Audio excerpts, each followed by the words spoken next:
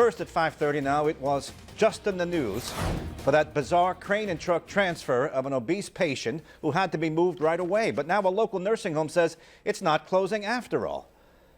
Bannister House was in the news recently when one of its residents, a man weighing more than 1,000 pounds, was moved from that facility over to the Slater Hospital on a flatbed truck. One of the reasons he was moved, the belief that the nursing home was closing. But tonight, that may not be the case. NBC 10's Brian Crandall is live with that story tonight. Brian?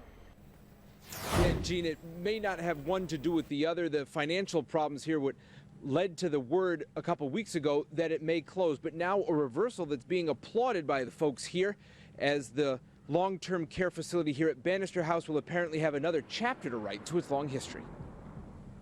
Hold off on closing the doors. The Bannister House Nursing Home will not shut down as expected.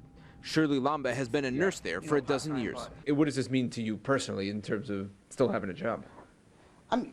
It's a job. But it's the personal issue is my residents. I miss them. I like them. And I wouldn't want to see them go anywhere. A week ago, workers marched to the State House to protest what they thought would be the closure of Bannister House. The facility had gone into receivership a couple weeks ago and told the state health department it would shut down.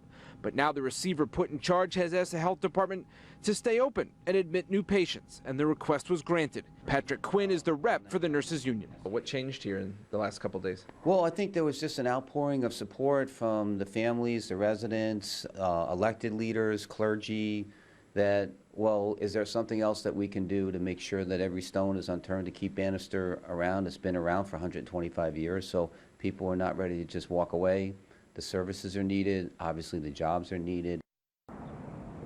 And no word yet if there will have to be changes to be made to keep the nursing home afloat. Bannister House has about 80 residents and about 100 workers. I'm Brian Crandall, NBC 10 News, live in Providence.